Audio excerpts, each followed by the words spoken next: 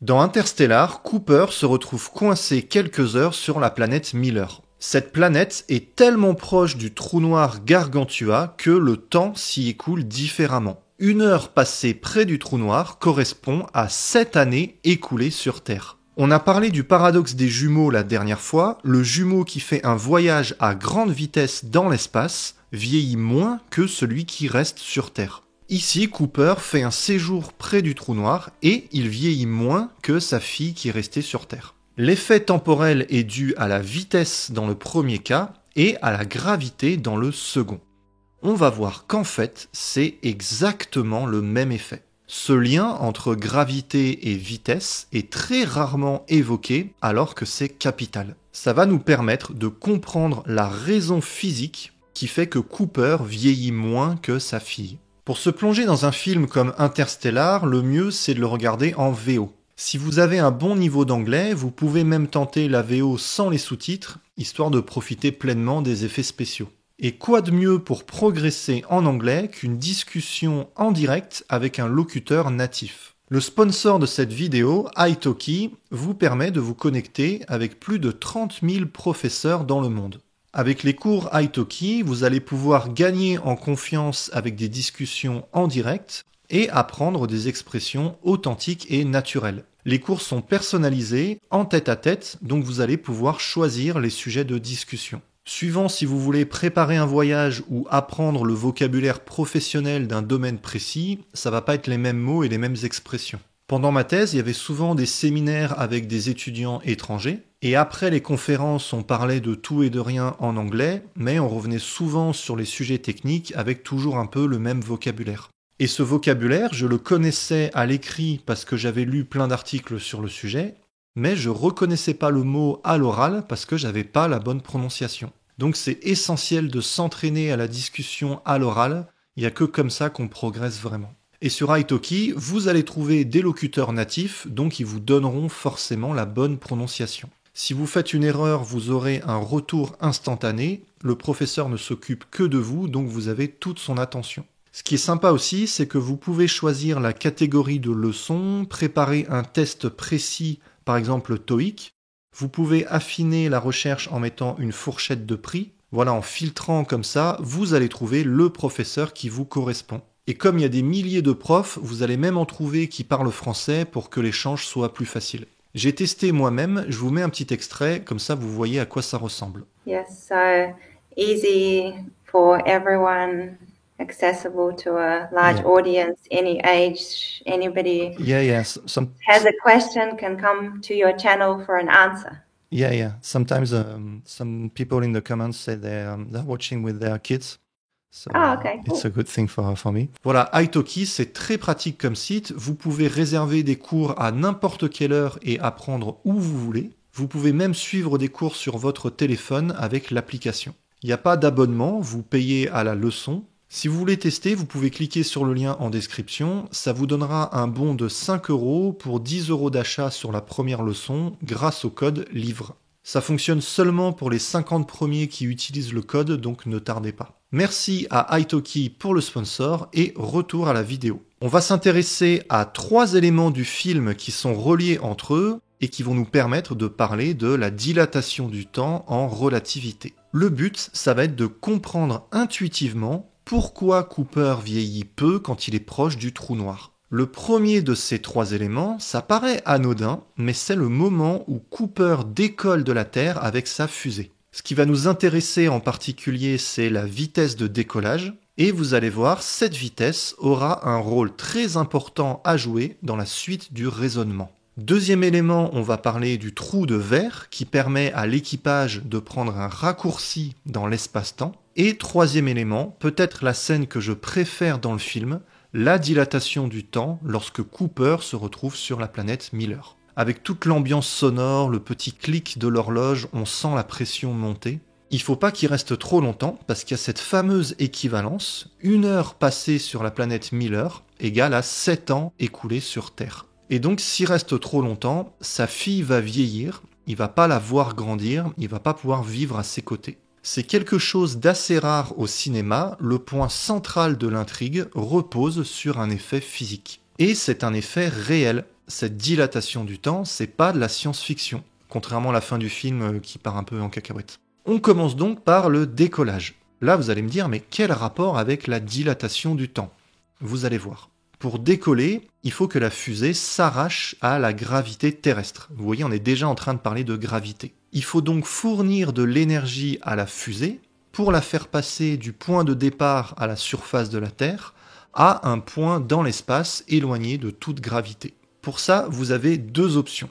Première option, vous mettez la fusée dans un canon géant et avec une énorme explosion, vous la balancez directement dans l'espace. Deuxième option, beaucoup plus pratique, vous brûlez du carburant petit à petit pour amener la fusée loin de la Terre. Si on veut envoyer une sonde dans l'espace, par exemple vers Jupiter, évidemment on va choisir la deuxième option.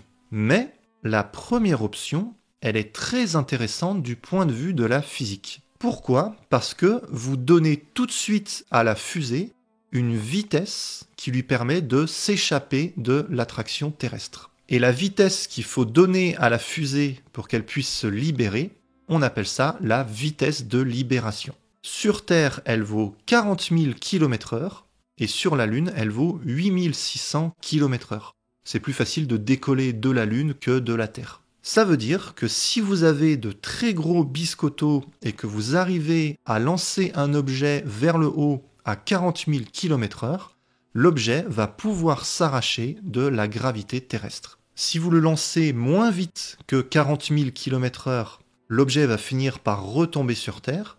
Et si vous le lancez plus vite que la vitesse de libération, il va partir loin dans l'espace. Cette vitesse va nous intéresser au plus haut point parce que dans les phénomènes gravitationnels, les trajectoires des objets sont réversibles. Ça veut dire que si je fais l'inverse, si je place cette fois un objet loin de la Terre sans vitesse, il va subir une toute petite force d'attraction à cause de la gravité de la Terre, et donc, petit à petit, il va accélérer en direction de la Terre, il va tomber en chute libre sur la planète. Encore une fois, si on oublie les frottements de l'air, l'objet va venir s'exploser au sol avec une vitesse de 40 000 km/h. Un objet qui part avec une vitesse de 40 000 km/h depuis la surface de la Terre arrive dans l'espace avec une vitesse nulle, et un objet qui part d'un point de l'espace loin de la Terre avec une vitesse nulle finit par tomber à la surface avec une vitesse égale à la vitesse de libération, 40 000 km/h. C'est réversible. Ces objets qui tombent en chute libre et qui arrivent au sol avec la vitesse de libération, croyez-le ou non, ils vont nous permettre de comprendre la dilatation du temps que subit Cooper à proximité du trou noir.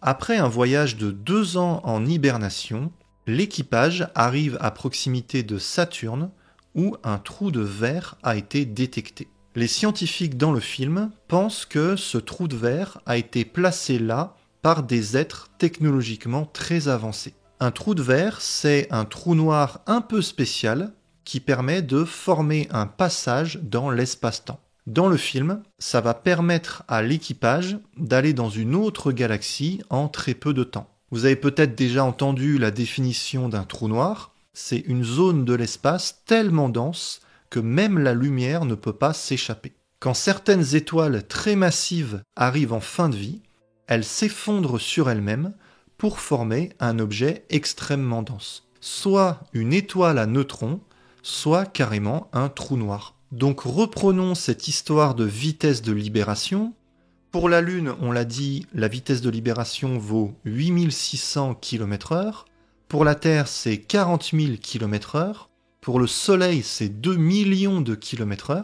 L'objet que vous avez lancé tout à l'heure avec vos gros biscottos, il échappe à la gravité terrestre, mais en fait, il reste dans le système solaire. On voit que plus l'objet est massif, plus la gravité est importante, et plus ça va être difficile d'échapper à son attraction gravitationnelle. Si vous regardez un objet qui devient très massif et très dense, au bout d'un moment, la gravité devient tellement forte que la vitesse de libération dépasse la vitesse de la lumière. Et on le sait, aucun objet ne peut aller plus vite que la lumière. Donc si l'astre est très dense, aucun objet ne peut s'échapper de son attraction gravitationnelle. Tous les objets sont piégés, la lumière elle-même est piégée, on assiste à la création d'un trou noir. Un trou noir, c'est une zone très dense qui aspire par gravité tout ce qui passe autour. Parfois, on entend que c'est pas bien de dire qu'un trou noir est un aspirateur.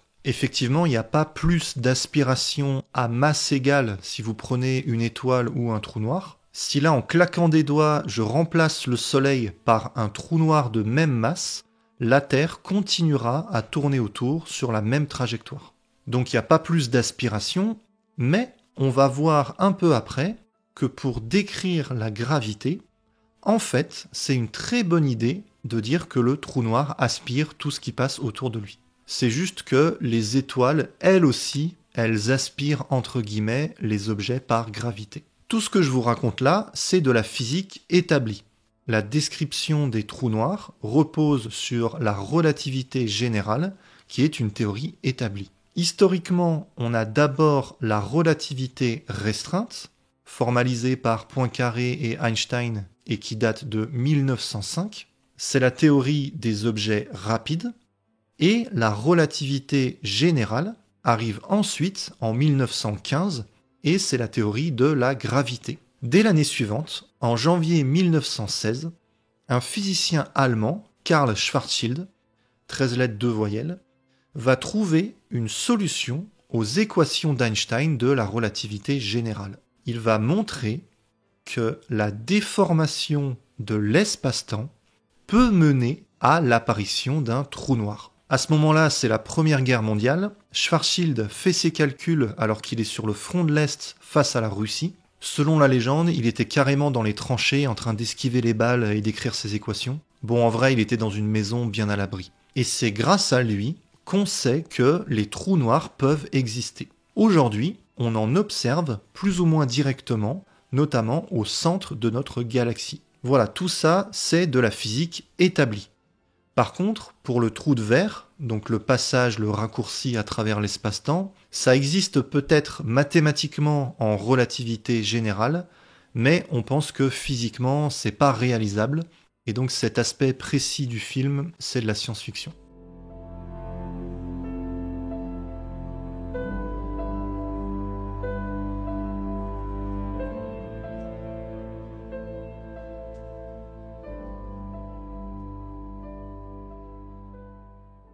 Donc l'équipage traverse le trou de verre et arrive dans une autre galaxie à proximité de Gargantua, un autre trou noir, mais avec des dimensions beaucoup plus imposantes que celles du trou de verre. Gargantua, c'est ce qu'on appelle un trou noir supermassif. Dans la constellation d'Orion, qu'on voit très bien en hiver dans l'hémisphère nord, il y a une étoile qui s'appelle Bételgeuse et qui est en fin de vie. D'ici quelques centaines de milliers d'années, elle va exploser en supernova. Une partie de l'étoile va être éjectée et une partie va rester sur place. Et si cette partie qui reste sur place est suffisamment massive, il se peut qu'un trou noir se forme. On appelle ça un trou noir stellaire, formé à partir d'une étoile. Un trou noir stellaire fait typiquement quelques kilomètres de diamètre. Il existe une autre catégorie de trous noirs qu'on observe au centre des galaxies, les trous noirs supermassifs. Là, on est sur un tout autre calibre.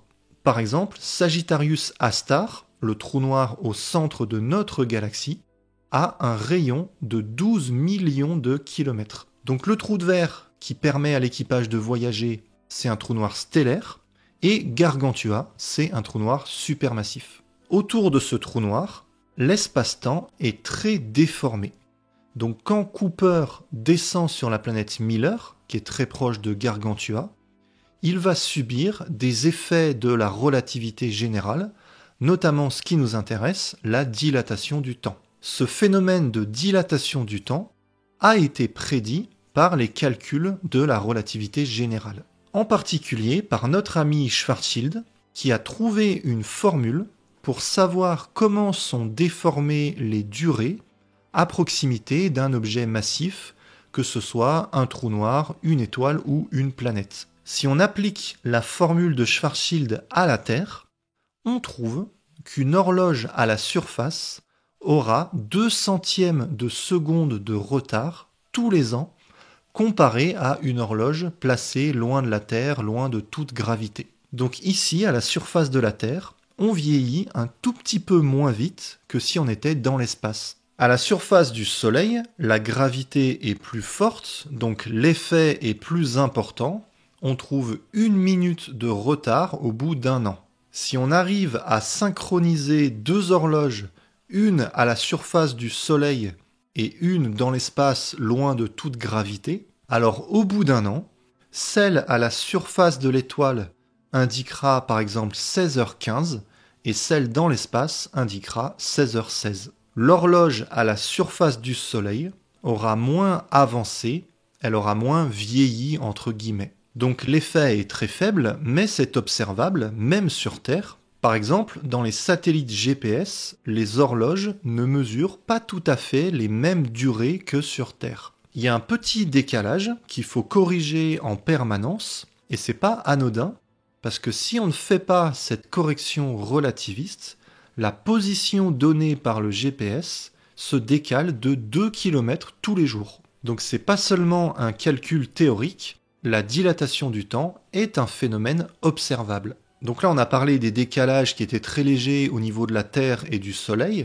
Maintenant, ce qui nous intéresse, si on calcule ce décalage à proximité du trou noir, on va trouver des décalages énormes. Dans le film, à chaque fois qu'une heure passe sur la planète Miller, qui est très proche du trou noir, 7 ans s'écoulent sur Terre. Et comme Cooper reste coincé comme un idiot pendant plus de 3 heures sur la planète, loin du trou noir, sur Terre, 23 ans vont s'écouler. Si on fait le rapport entre 7 ans et 1 heure, on trouve une valeur de 61 320. 7 ans, c'est à peu près 60 000 heures. Ce rapport de 60 000, on peut le noter gamma 1, c'est la dilatation du temps causée par la gravité. Ça veut dire que quand Cooper est sur la planète Miller, à chaque fois qu'une seconde passe pour lui, environ 60 000 secondes s'écoulent sur Terre, c'est-à-dire environ 17 heures. Et si vous avez vu les vidéos précédentes,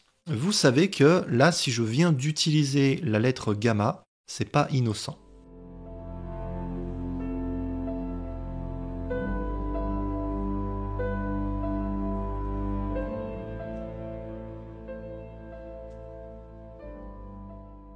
On en a parlé la dernière fois, cette dilatation temporelle, on la retrouve également en relativité restreinte. Je rappelle, la relativité restreinte, c'est ce qui décrit les objets rapides, et la relativité générale, c'est ce qui décrit la gravité. Si on considère une particule qui traverse notre atmosphère quasiment à la vitesse de la lumière, la durée qui sépare le point de départ en haut de l'atmosphère et le choc à la surface de la Terre ne va pas être la même du point de vue de la particule et de notre point de vue, nous qui sommes immobiles à la surface de la Terre. Il va falloir multiplier par un facteur gamma, cette fois-ci causé par la vitesse, par la relativité restreinte. Là, on est en train de faire une parenthèse, on n'est plus en train de parler de gravité, de relativité générale. Donc ce facteur gamma, c'est un nouveau facteur qu'on peut appeler par exemple gamma 2. Si la particule va à 99,2% de la vitesse de la lumière, gamma 2 est égal à 8. Ça veut dire que, de notre point de vue, la durée de traversée de l'atmosphère est de 32 microsecondes, mais du point de vue de la particule, ça dure 8 fois moins longtemps. Ça ne dure que 4 microsecondes. 8 fois moins longtemps parce que le facteur de Lorentz gamma 2 est égal à 8. Ça, c'est la prédiction théorique, et encore une fois, c'est confirmé par les observations. Il y a des particules qu'on appelle des muons, qui se désintègrent en quelques microsecondes. Ce sont des particules avec de très courtes durées de vie. Donc si un muon est produit en haut de l'atmosphère à cause d'un rayon cosmique, nous, on voit le muon traverser l'atmosphère pendant 32 microsecondes. Normalement, en 32 microsecondes, les muons devraient avoir le temps de se désintégrer et on ne devrait pas en détecter au sol. La durée de vie des muons est inférieure à 32 microsecondes. Sauf que, en pratique, il se trouve qu'on en observe énormément, et ça, c'est causé par la relativité. La relativité restreinte nous dit que, du point de vue du muon, le trajet ne dure en fait que 4 microsecondes. Et en 4 microsecondes, il n'a pas le temps de se désintégrer, et donc il va venir taper les détecteurs au sol, et c'est pour ça qu'on peut l'observer. Encore une preuve de la relativité.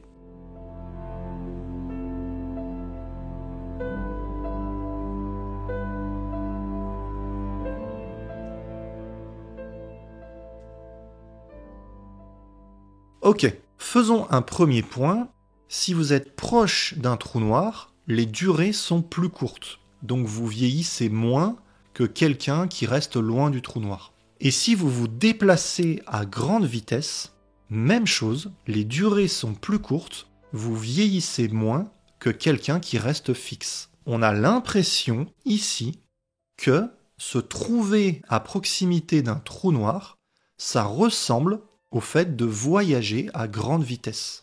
Dans le paradoxe des jumeaux dont on a parlé la dernière fois, on a 2 jumeaux sur Terre qui ont tous les deux 30 ans. Un des deux part en voyage dans l'espace et l'autre reste sur Terre. Et si le voyageur va à très grande vitesse, il va mesurer des durées plus courtes, il va moins vieillir. Par exemple, il va revenir sur Terre, de son point de vue 2 ans après, alors que pour le jumeau qui est resté sur la planète, le voyage aura duré 60 ans. Donc le voyageur aura 32 ans, mais son frère jumeau aura 90 ans. Ce qu'il faut retenir, c'est que le voyageur vieillit moins. Et dans le film, même chose avec la gravité, Cooper, qui est proche du trou noir, vieillit moins que sa fille qui est restée sur Terre. Effectivement, là, on a l'impression que se trouver près d'un trou noir, ça ressemble à voyager à grande vitesse. Et là où je veux en venir avec cette vidéo, c'est qu'en fait, ce n'est pas qu'une impression.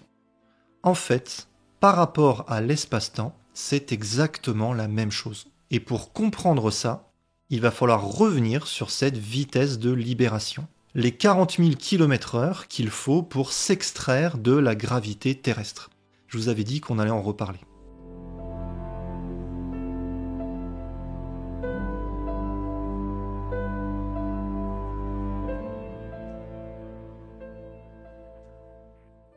Le point de départ de la relativité générale, c'est un des plus beaux principes de la physique, le principe d'équivalence. Pour comprendre ce principe, on peut faire une expérience de pensée.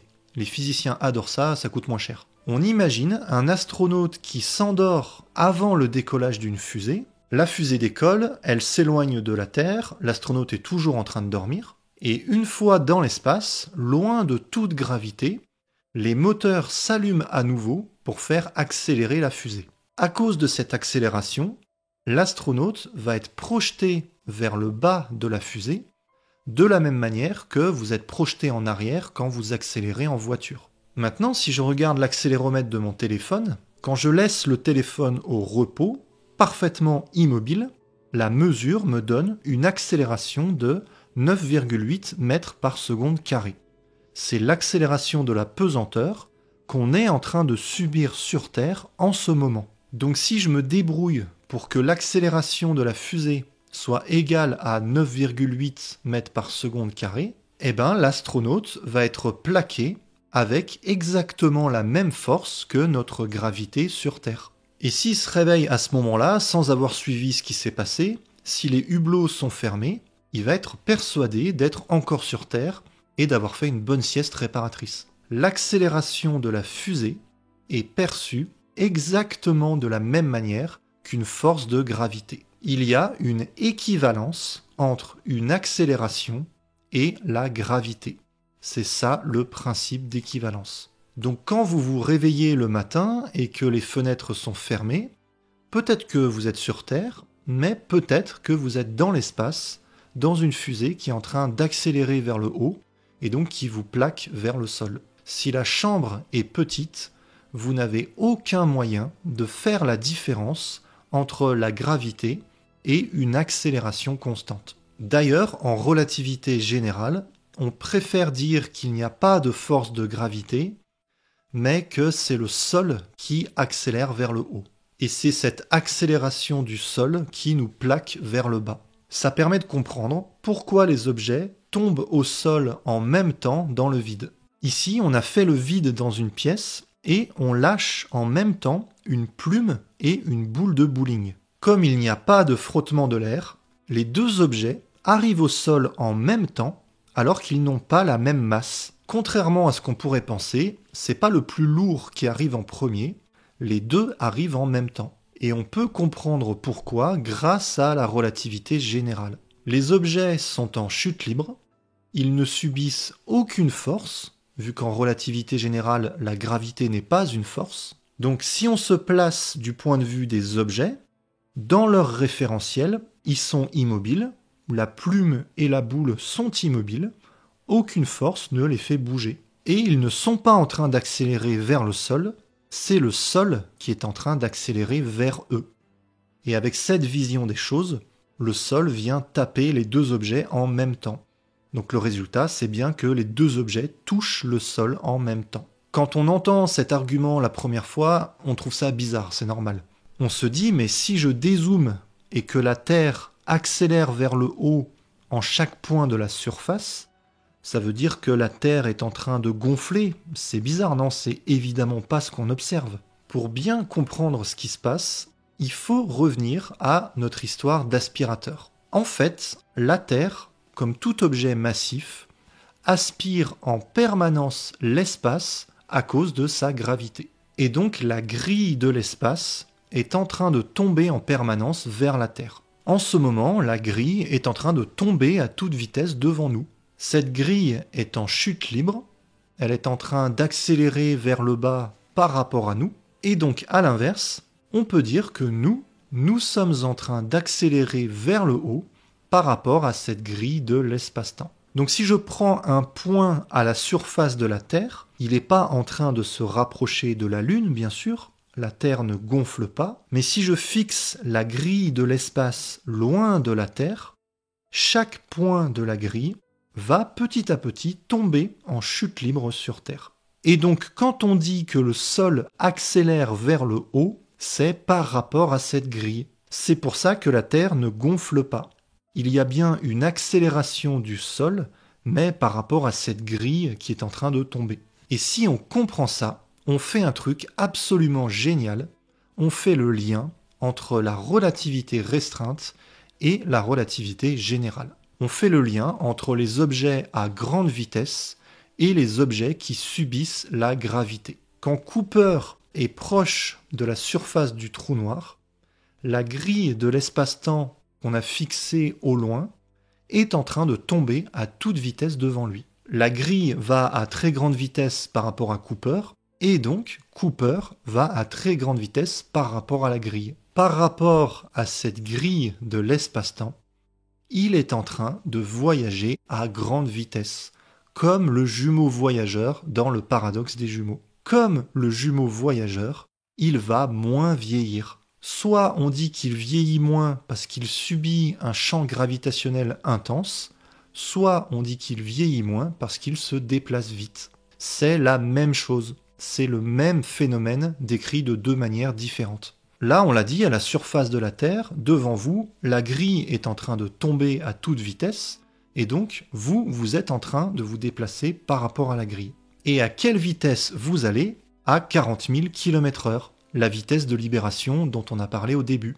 Donc là, assis sur ma chaise, je suis en train de me déplacer à 40 000 km/h par rapport à l'espace-temps. 40 000 km/h par rapport à la vitesse de la lumière, c'est très peu, donc je vais subir très peu d'effets relativistes. Par contre, Cooper, lui, il est tout près d'un trou noir. Et à proximité d'un trou noir, l'espace-temps tombe à la vitesse de la lumière. Donc Cooper se déplace quasiment à la vitesse de la lumière par rapport à la grille de l'espace-temps. Et c'est pour ça qu'il vieillit beaucoup moins.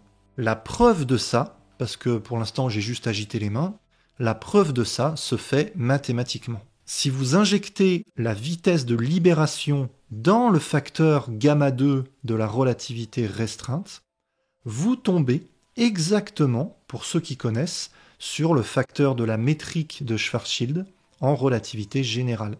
Voilà, faites pause si vous voulez les détails mathématiques. En gros, ce qu'il faut retenir, c'est que voyager à très grande vitesse ou séjourner à proximité d'un trou noir, c'est la même chose. Vous allez très vite par rapport à l'espace-temps et donc vous vieillissez moins. Si votre but c'est de visiter l'an 3000 sans avoir trop vieilli, vous avez donc deux possibilités. Soit vous faites un voyage dans l'espace à très grande vitesse et vous allez moins vieillir pendant que le reste de l'univers avance vite vers le futur. Vous allez moins vieillir grâce à la relativité restreinte. Soit vous faites un séjour très proche d'un trou noir et vous allez moins vieillir grâce à la relativité générale. Donc c'est tout à fait possible, d'après les lois de la physique, de voyager dans le futur. Après, est-ce que c'est faisable technologiquement, c'est une autre question, mais physiquement, c'est possible. Par contre, je vous préviens, c'est un voyage sans retour,